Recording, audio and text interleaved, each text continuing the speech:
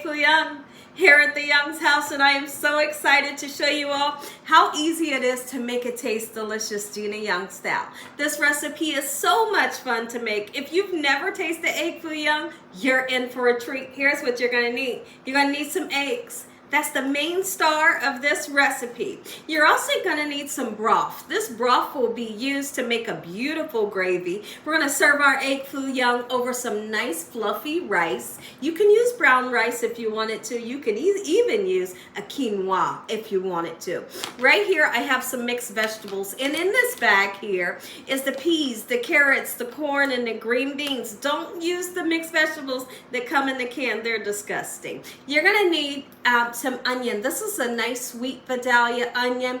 If you're able to find fresh bean sprouts, and I wasn't able to find them today, my local market didn't have them, use fresh bean sprouts. Never use the kind out of the can. You're gonna need some spices to make it come together and taste good. We have salt and pepper, we have parsley flakes, garlic powder, we have chicken bouillon powder, we have cornstarch, and in our pan we got a little bit of oil. Make sure your hands are clean. Let's make Egg Foo Young that tastes delicious. You all are having a great day today, and if you're not, hopefully I can brighten up your day with this here recipe. Have you had Egg Foo Young before? Have you ever heard of it? First thing we're gonna do is let's get started making up some rice. This is the boil in the bag rice, and it only takes 10 minutes to cook. So what I do is I boil the water, salt the water to give it some flavor, boil this rice for 10 minutes. Turns out perfect and fluffy every time. I must admit, I was kind of bummed out to see that my local market didn't have any fresh bean sprouts. By all means, if you can find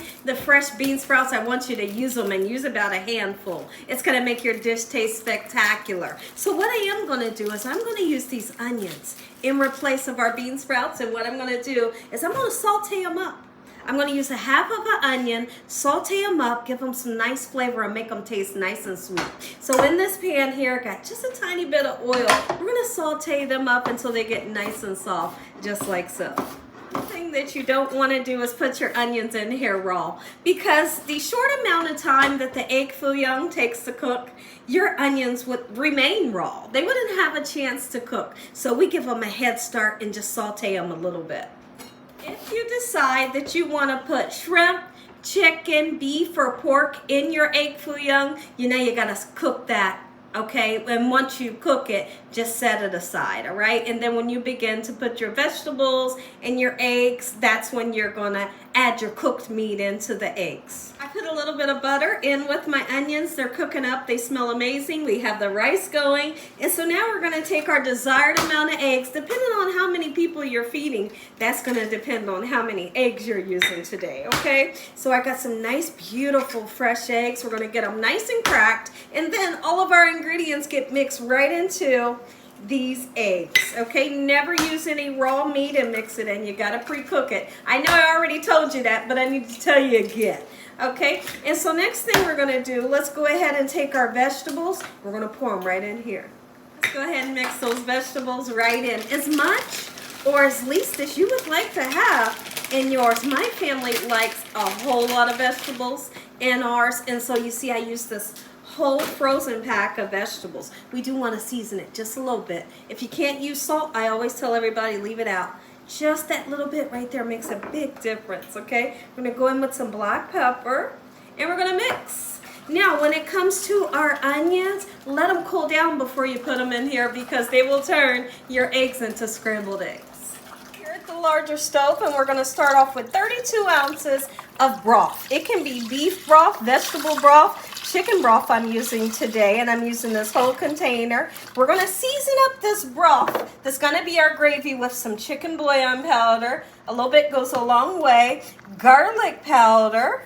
A little bit of parsley flakes makes everything pretty. Once this comes up to a boil, in this bowl I have 2 tablespoons of cornstarch mixed with a little bit of water. We put it in here. It will literally thicken up our gravy, and this is the most delicious gravy you've ever had. This is done. I put a little bit of kitchen bouquet in here to darken up that gravy, okay? So now we're going to do this in the beginning. It'll be light, but no worries. It'll turn back to its original color.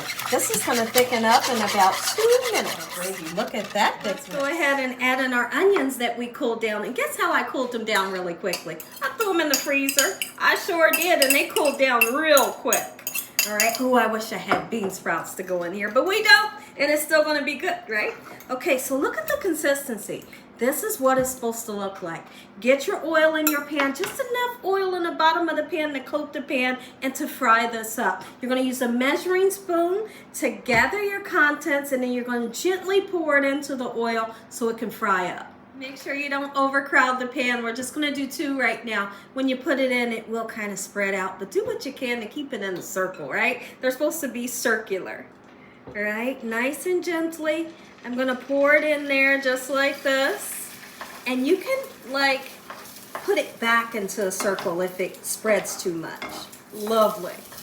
Take a look at this. This one spread out quite big in the pan, so I'm just going to fry one at a time because you don't want them to merge together, and then you would have to cut them. But this is what it's going to look like, and guess what? We're looking for a nice, beautiful golden brown crispiness to the outside, and somebody asked me one time, does it taste like an omelet? Absolutely not. It tastes like Egg Foo Young, and it is magnificent.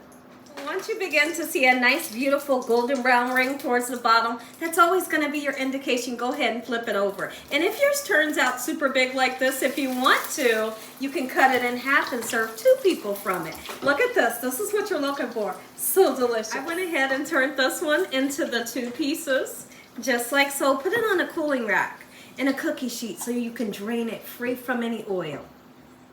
Let's make another. Right into the pan, bringing that egg back in so it doesn't spread too much.